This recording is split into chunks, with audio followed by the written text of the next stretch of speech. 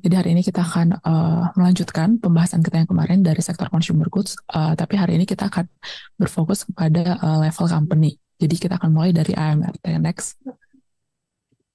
Oke, jadi hari ini kita ada 4 review untuk saham consumer goods yang berada di bawah coverage kita. Next. Oke, nah dari saham yang pertama yaitu Alfamart, kami memberikan judul Rising Giants in Food Retailers, di mana kami melihat bahwa Alfamart ini menjadi salah satu players yang cukup representatif dalam pasar duopoly minimarket di Indonesia.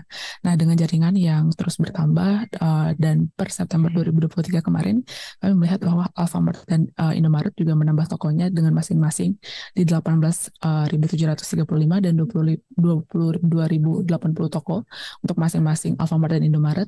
Dan di sini kami juga melihat bahwa setiap toko juga bisa menambah aksesibilitas dan kemudahan yang cukup luas bagi masyarakat sekitar toko.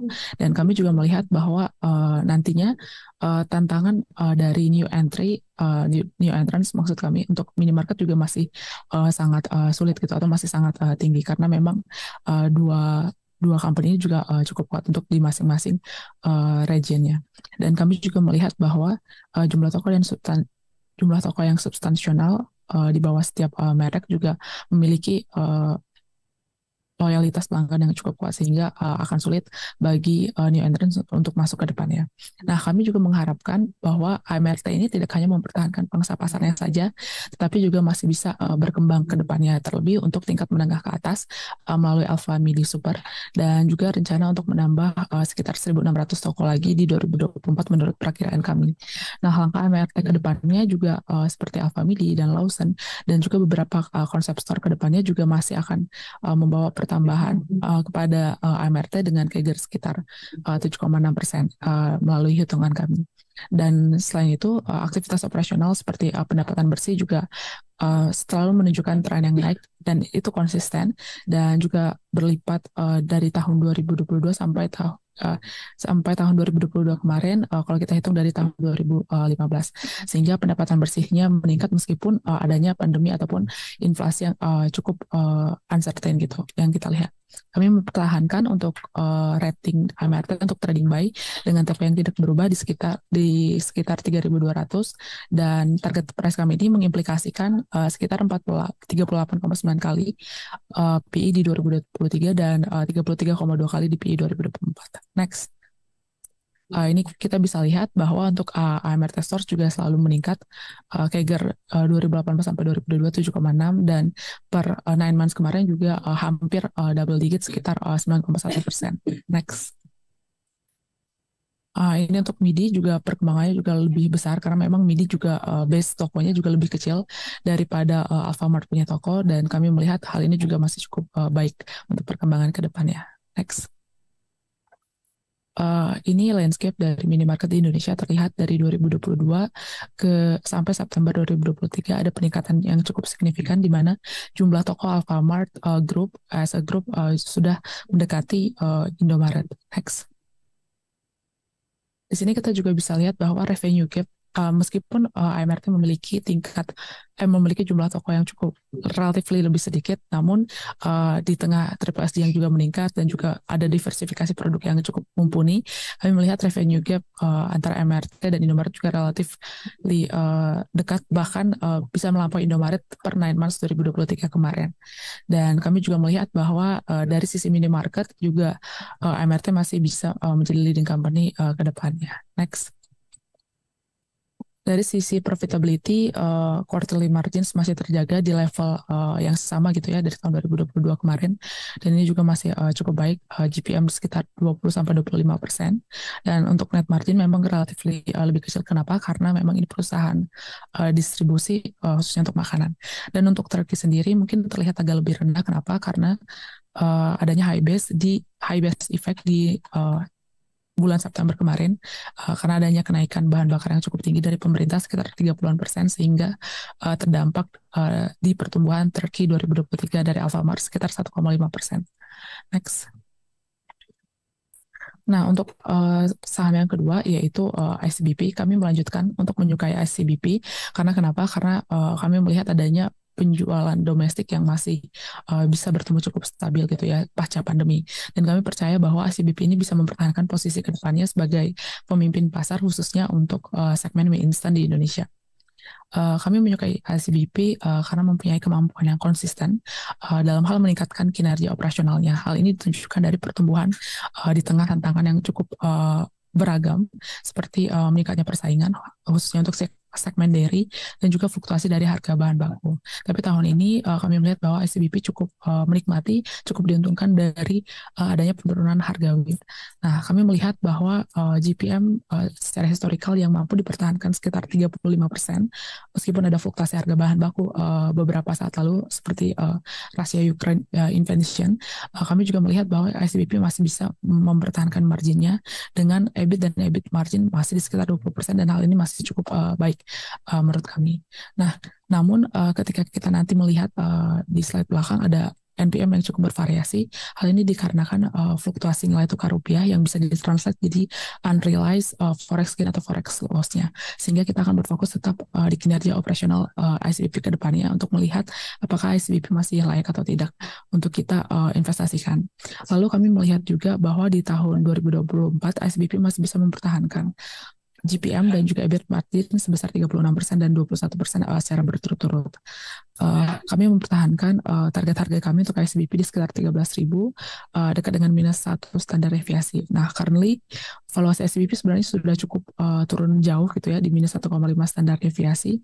Dan kami ketika kita mengesampingkan efek unrealized forex gain atau forex loss, hal ini juga masih cukup lukratif untuk diperhatikan oleh investor. Next. Di sini Bapak Ibu, sahabat Mira Aset bisa lihat bahwa meskipun perusahaannya sudah cukup bertumbuh dan sudah cukup lama, tapi dia bisa mencatatkan pertumbuhan revenue atau top line sekitar 14% setiap tahunnya dengan GPM yang relatif stabil kecuali NPM seperti yang dijelaskan tadi. Next. Dari sisi market share sendiri sebenarnya untuk ICBP in terms of brand equity juga masih cukup merajai gitu ya, di sekitar 72,5%, dan kami melihat bahwa adanya konsumsi instant noodles di Indonesia yang memang belum double digit tapi relatif stabil di 8% juga masih cukup lukratif untuk membuat ICBP sebagai defensive proxy ke depannya. Next. Lalu dari sisi consumption sendiri di Indonesia sebenarnya memang dari tahun 2014 sampai tahun 2019 mengalami penurunan, dan why ICBP melebarkan pangsa pasarnya ke Middle East and Afrika. Tapi di tahun 2022 sampai tahun 2022 adanya peningkatan yang gradual gitu ya, gradual naik. Ya, meskipun di bawah double digit gitu ya untuk tiap tahunnya, tapi ini juga masih menunjukkan bahwa adanya demand dari dalam negeri sendiri. Next. Nah, dari sisi kontribusi revenue terbesar kedua yaitu dairy, sebenarnya untuk Indonesia sendiri marketnya juga masih bisa bertumbuh ke depannya. Kenapa? Karena kita lihat Indonesia masih cukup di bawah atau mungkin di awal-awal kurva S-nya, sehingga kita lihat bahwa memang kedepannya masih cukup bertumbuh. Bahkan Thailand dan juga China juga sudah jauh melebihi Indonesia gitu ya, padahal penduduknya juga lebih banyak Indonesia, sehingga kami lihat masih bisa. Namun kami tidak memungkiri bahwa banyaknya merek-merek baru, banyaknya brand-brand baru di susu UHT Milk juga masih bisa menjadi kata sentimen negatif bagi ICBP, dan menjadi tantangan selanjutnya untuk ICBP mengembangkan brandnya dan memperkuat brandnya lebih lagi untuk segmen dairy. Next. Lalu untuk segmen, A&P expense, kami melihat meskipun setiap tahun ICBP ini melaunching beberapa produk baru, tapi dia bisa mempertahankan persentase as percent of sales yang cukup rendah, sekitar 3,3 sampai 3,5% setiap tahunnya. Jadi ini juga cukup baik dengan mempertahankan tetap balance sheet yang masih healthy menurut kami. Next.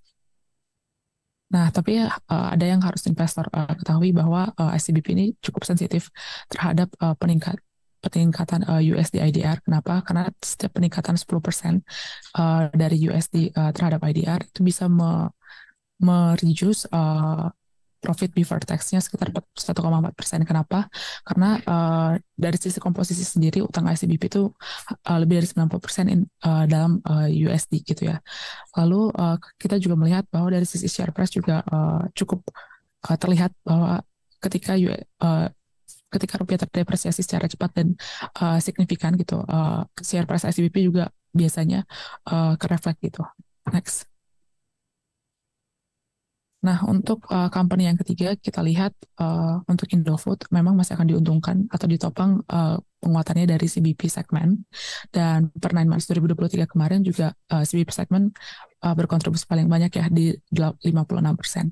Nah, kami melihat bahwa kedepannya memang seperti yang kami jelaskan bahwa CBP masih diuntungkan dengan harga gandum yang favorable dan juga stable untuk hal demand-nya. Tapi untuk kedepannya kami juga masih mengawasi untuk pertumbuhan di agribisnis segmen dan juga bogasari level karena memang terdampak dari soft commodity prices. Dan kami mempertahankan untuk INF di trading buy dengan TP yang lebih rendah dari yang sebelumnya di 7.100. Kenapa? Karena kami menurunkan ekspektasi ASP kami khususnya untuk di Bogasari dan juga untuk di Bogasari dan juga di agribisnis segmennya. Terlebih volume produksi dari agribisnis juga cukup menurun gitu ya sepanjang 9 months ini. Next. Oke, ini untuk Bogasari memang turun. Kenapa? Karena memang ESP-nya turun mengikuti dengan harga float dunia. Next. Untuk agribisnis segmen, penurunannya ditopang oleh penurunan produksi dan juga memang penurunan dari ESP untuk CPO dan juga produk PK yang lainnya. Next. Oke, tapi in terms of balance sheet, dia masih bisa mempertahankan healthy balance sheet yang kami lihat dan memang untuk potensial impact-nya tidak sebesar ICBP tadi ketika adanya fluktuasi nilai tukar rupiah terhadap USD. Next. Nah, untuk yang selanjutnya, company yang terakhir yaitu Unilever, kami masih melihat bahwa Unilever ini masih akan menghadapi tantangan ke depannya, khususnya untuk brand-brand yang menyasar target premium, di mana kami melihat bahwa perkiraan UMP yang lebih rendah dari ekspektasi juga menurunkan optimisme kami terhadap kinerja saham ini ke depannya gitu.